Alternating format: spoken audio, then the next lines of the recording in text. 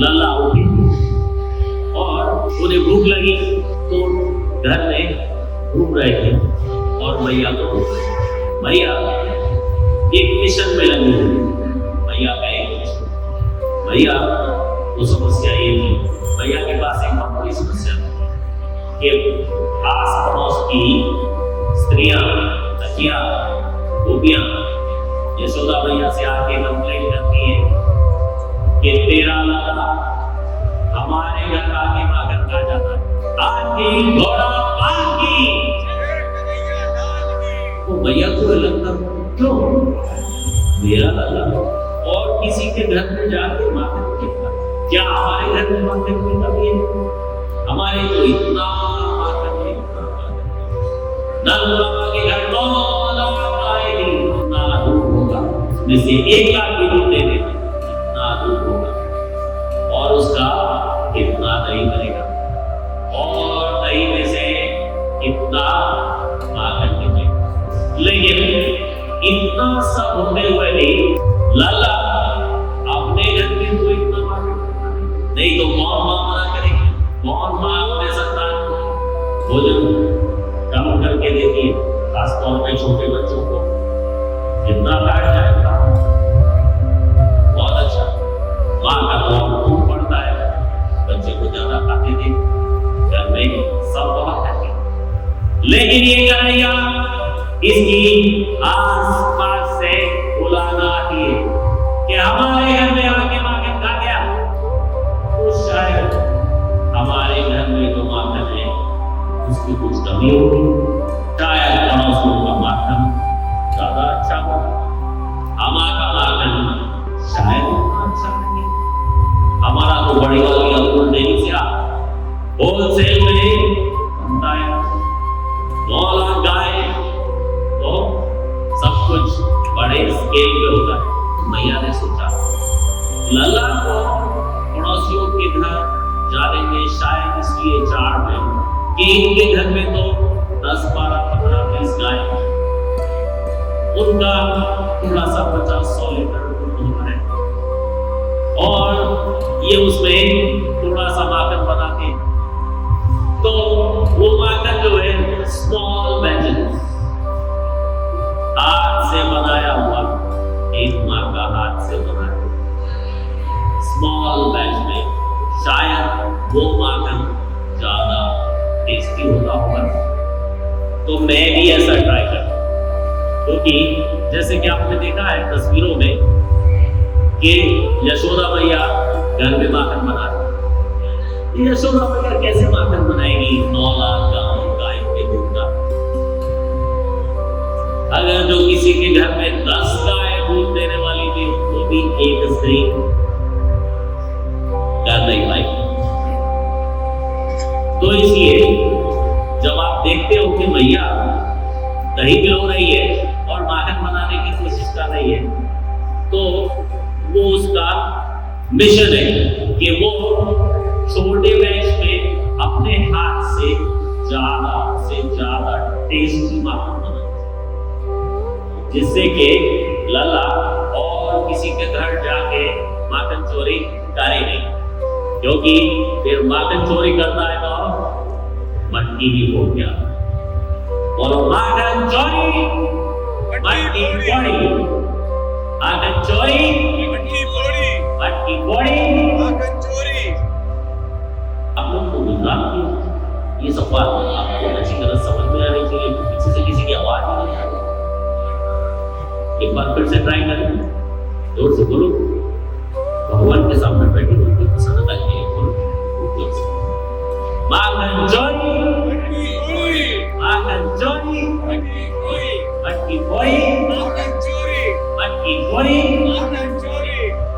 तो मैया छोटे बैच में अपने घर में थोड़ा सा 1-2 मटकी माखन बनाना चाहती है, क्योंकि लल्ला की ऐसी शिकायत आ रही है कि 1-2 मटकी माखन कहीं से जाके खा गया। तो मैं अपने घर में अपने हाथ से बनाऊंगी, छोटा बैच बनाऊंगी तो अच्छा बनेगा, उसको खा के शायद लल्ला को ज्यादा सेटिस्फेक्शन, फिर जब अपने घर में अनफ मिलेगा तो पड़ोस उसी के घर में चोरी के लिए क्यों जाए। तो मैया ने ट्राई किया और अपने हाथ से छोटे बैच में 1-2 मटकी माखन निकाला, लल्ला को वो दिया। लेकिन कुछ दिनों के बाद फिर से कंप्लेन कि लल्ला अभी भी हमारे घर माखन चोरी नहीं रहा। तो मैया को लगा शायद इनके घर में जो माखन है लल्ला इसलिए जाके खाते हैं क्योंकि शायद उसमें बहुत अच्छी स्मेल आती है। एक गाय होती है पद्मगंधा नाम की गाय, और उसके दूध में फूलों की स्मेल आती है, इसलिए कहते हैं पद्मगंधा। तो मैया ने सोचा कि मैं हमारे यहाँ तो पद्मगंधा गाय नहीं है, सब तरीके की गाय, 9 लाख गाय, तो सबका दूध मिक्स हो जाता है। तो उससे अच्छा मैं पद्मगंधा गाय का दूध अलग कर लूं, बाकी सारे दूध में पद्मगंधा गाय का दूध मिक्स नहीं होगा। पद्मगंधा गाय का दूध उबाल के, दही जमा के, उसको भिगो के स्पेशल वाला माखन निकालूंगा।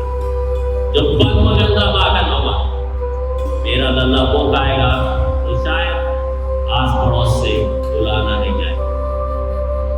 भैया ने ये भी ट्राई किया लेकिन बात नहीं। तो भैया ने सोचा कि ये पद्मगंधा दूध जो है, पद्मगंधा दूध का माखन जो बना, ये अभी इतना कॉन्सेंट्रेटेड है। मैं 10 पद्मगंधा गाय ले लूं, 10 पद्मगंधा गायों का दूध अलग, और उस दूध को एक पद्मगंधा गाय को पिलाया जाए। 10 पद्मगंधा गायों का दूध एक पद्मगंधा गाय को पिलाया, तो उसके अंदर वो सारा 10 गायों का दूध गया हुआ पद्मगंधा दूध, तो जब वो दूध देगी तो और भी ज्यादा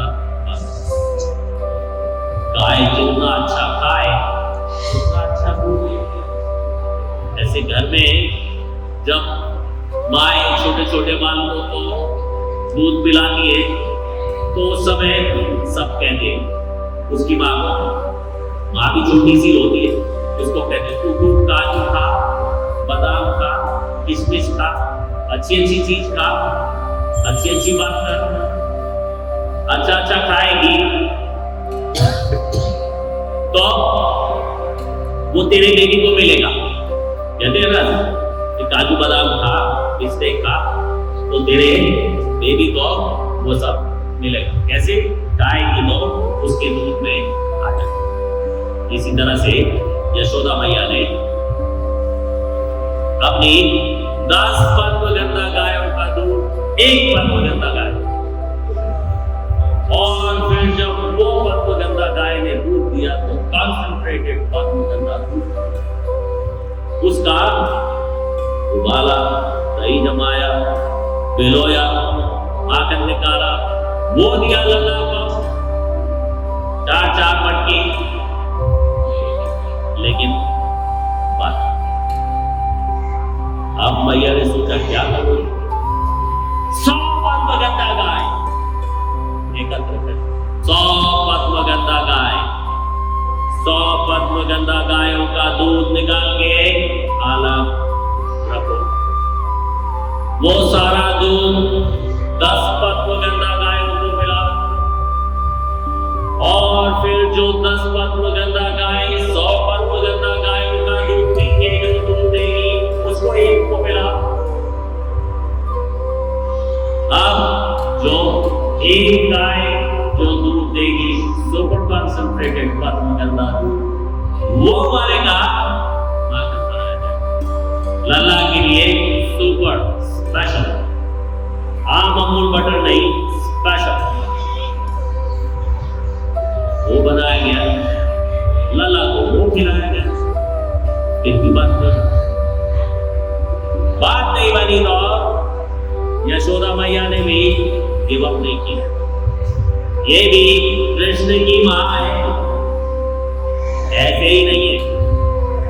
यशोदा मैया ने कहा 1000 पद्मगंधा गाय लाओ, 1000 पद्मगंधा गायों का दूध निकाल के 100 पद्मगंधा गायों को पिलाया और 100 पद्मगंधा गायों का दूध निकाल के 10 पद्मगंधा गायों को पिलाया और 10 पद्मगंधा गायों का दूध एकत्र करके 1 पद्मगंधा गाय को पिलाया। और जब वो गाय जब वो दूध देगी तो वो सुपर सुपर सुपर कॉन्सेंट्रेटेड अच्छा वाला माखन बनेगा। अब जिस दिन की दामोदर लीला की कथा है, आप देखते हो कि मैया लला को दूध पिला रही है और जब देखा दूध उबल रहा है तो लला को नीचे रख दिया।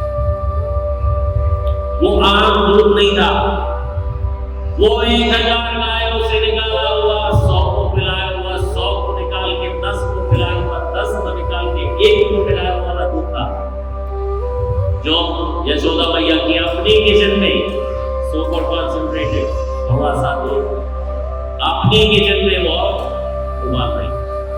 इतनी मेहनत से एकत्र किया हुआ वो थोड़ा सा दूध जब मैया ने उबलते देखा तो मैया से रहा नहीं गया और लला को भी एक तरफ। ऐसा जीव गोस्वामी बताते और जीव गोस्वामी ऐसा भी बताते कि जैसे ये भौतिक संसार है, भौतिक संसार में हम ज्यादातर जितनी चीजें देखते हैं ये डेड मैटर होती है, ये डेड मैटर है, किसी में लाइफ नहीं। जैसे ये टेबल, ये ग्लास, ये माइक का स्टैंड डेड है, ये बोल नहीं सकते, सुन नहीं सकते, सोच नहीं सकते, बात नहीं कर सकते, डेड है। लेकिन आध्यात्मिक जगत में कुछ भी डेड नहीं होता, कुछ भी डेड नहीं होता। जो चीज डेड दिखती है वो डेड नहीं है। हर चीज सोच सकती है, हर चीज बोल सकती है, हर चीज बात कर सकती है, हर चीज का रिएक्शन होता है, रिएक्ट कर सकती है। तो उसी तरह से ये दूध भी जीवित था, लाइव, और उसको पता था कि मैं 1000 पद्मगंधा गायों का दूध निकाल के 100 को 100 का, 10 को 10 का, 1 को पिला के तब मैं पैदा हुआ हूं। मैं वो वाला दूध हूं जो इतना बड़ा सुपर कॉन्सेंट्रेटेड दूध है। देखो मेरा कितना बड़ा सौभाग्य है कि लला मुझे पिएगी। इसी तरह से मेरा ही माखन निकाला जाएगा, लला को दिया जाएगा। बहुत खुश था, लेकिन जब उसने देखा कि अरे लला आए तो दूध बहुत खुश, लला आ गए, दूध को पता लगा लला भूखे और भी ज्यादा खुश, अब मुझे पिएंगे। लेकिन लला ने तो मैया का ब्लाउज पकड़ लिया और मैया को कहते मुझे तो आपका दूध पीना। अब दूध ने देखा ये तो अपनी मां का दूध पी रहा है, मैं यहां आस लगाए बैठा हूं और ये लला ये तो अपनी मां का दूध पी रहे हैं। दूध का जीवन तो बहुत कम होता है, मेरा जीवन तो बर्बाद हो गया। अब मैं क्या करूं? मुझे इसी आग में कूद के आत्महत्या कर लेनी चाहिए। तो जीव गोस्वामी ऐसा बताते हैं कि दूध उबला नहीं था, दूध ने आग में कूद के आत्महत्या की कोशिश की और भैया ने देखा दूध की तरफ, तो ऑफ कोर्स भैया को लगा कि ये दूध उबल रहा है। वो दूध उबल नहीं रहा, वो दूध तो अपने जीवन से परेशान हो गया। कि मेरा इतना स्पेशल जीवन, इतना विशेष दूधों में और लला मुझे। तो ऐसे छोटे छोटे रहस्य हैं जो हम लोगों को लीलाएं पढ़ के सुन के समझ में नहीं आते, लेकिन हमारे आचार्यों ने, हमारे गोस्वामियों ने उनके तात्पर्य बताए। तो वो तात्पर्य जब हम ध्यान से सुनते हैं तो हमें भगवान की लीला की डेप्थ पता चलती है, भगवान की लीला में कितनी ज्यादा गहराई है वो पता चलता है। तो कभी कभी ऐसा ये सब लीला सुनने में बहुत आनंद आता है, और ये दामोदर मास स्पेशली ये सब लीलाओं को सुनने के लिए, उनमें मन लगाने के लिए, उनमें जाने के लिए, जिससे कि इतनी लीलाओं के बारे में हम सुने, बोले, उसमें मन लगाए, तो रात को सो भी जाए तो भगवान की लीला मदद से हमारा जीवन धन्य हो जाएगा, अगर जो भगवान की लीला इस तरह से हमारे मन में उभरती रहे। बोलो